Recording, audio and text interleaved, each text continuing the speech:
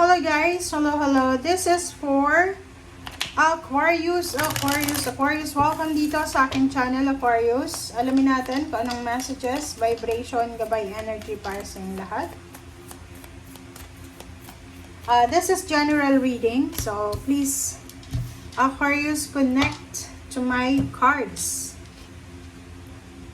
Okay, number 1, Rider, 9 of Hearts, House, King of Hearts. Number 4. Are you single? Babae na Libra? Lalaki na Libra? Kasi sinasabi ng barahan na maybe there's incoming There's a love offer na posibleng humantong sa pag-asawa, sa kasal, or sa pagbubuntes, or sa pagbuo ng pamilya. Please comment down below.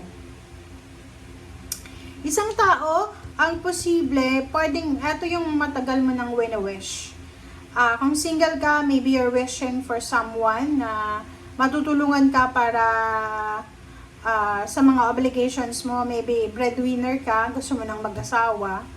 Pwedeng yung taong to, hindi lang relationship yung i-offer niya sa'yo. O-offeran ka pa niya ng stability. Yung parang ibibigay niya sa'yo yung pagkakataon na makaalis ka. Free yourself sa mga obligations and responsibilities sa pamilya. Parang ganon.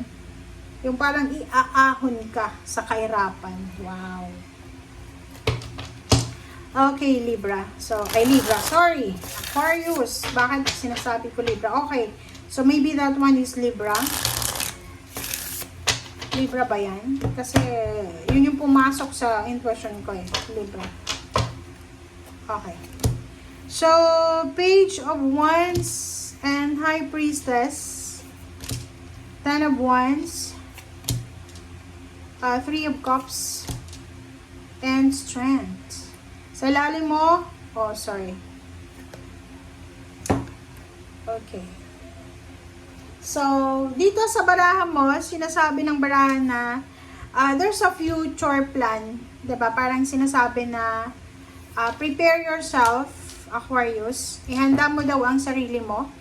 Prepare yourself para sa isang good news, isang bagong idea na posibleng gagawin mo para to sa future. So, nakikita ko pwedeng ikaw, may mga Aquarius dito na this week ay magsisimula ka ng mag-ipon ng pera para sa pagpapatayo ng bahay, para sa pagpapakasal, para sa isang selebrasyon, diba? Parties, celebrations, or pwedeng gusto mong magpatayo ng bahay, bumili ng lupa, or magpa-renovate. So, yun.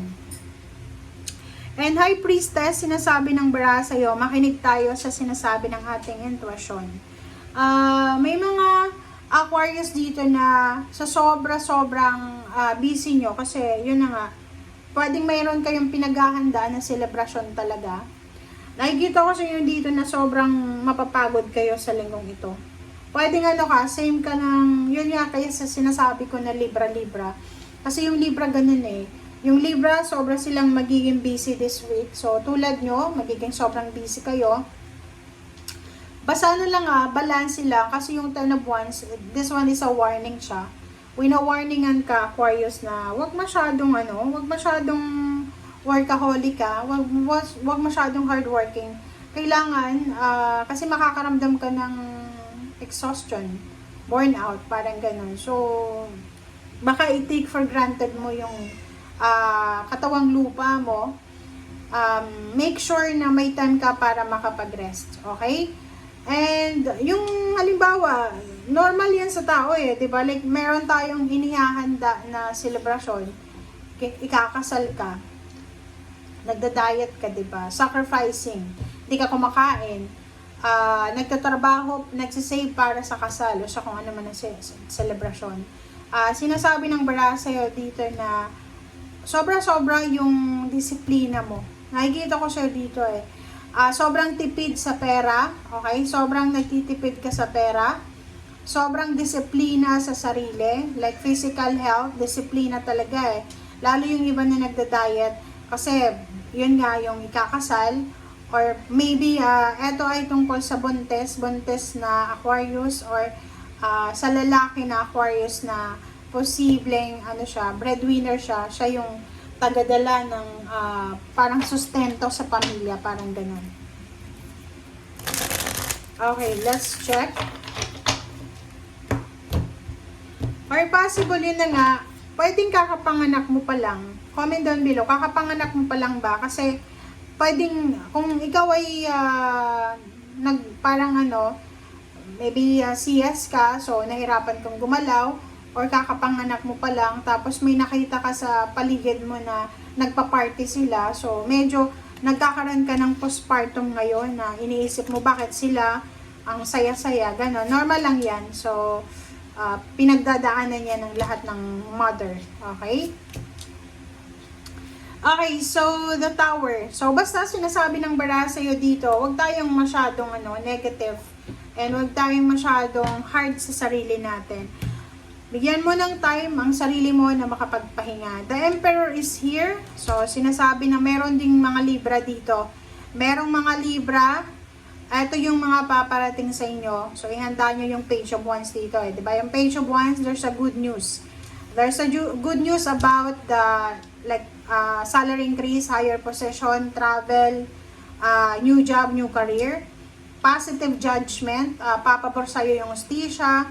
There's a justice, parang sinasabi ng judgment card na to. There's a answered prayers, parang ganon.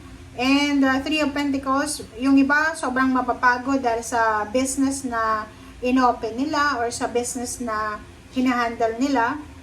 O yung iba nga, pagod na pagod sa pagpapaayos ng kanilang bahay, pagpaparenovate or pagpapatayo ng bahay, sa paghahanda para sa kasal, sa mga bagong panganak. So, mag-comment nga kayo sa comment section kasi sinasabi ng baraha, yung unang baraha dito medyo off siya, parang sinasabi na nagrereklamo yung Aquarius na to. But dito sa ilalim sinasabi na you should be thankful and grateful kasi tingnan mo yung parang feeling mo na nakakapagod ngayon, pinipray yan ng mga tao. Like halimbawa parang halimbawa, kaka-promote mo pa lang, pero nag-a-adjust ka, tas napapagod ka, nagre-reklamo ka ba? Isipin mo na pinag-pray mo yan, and pinag-pray din yan ng mga tao sa paligid mo. Judgment. Sinasabi ng barahan na ang tagal mong hinintay ito, tas nang dumating siya, take for granted mo. So, mag-iisip ka ng maayos. And Three of Pentacles, business. Maybe you're having parang thought na iniisip mo na, kung hindi sana ako nag-business, dapat nakikiparty ako ngayon, malaya, nagta-travel.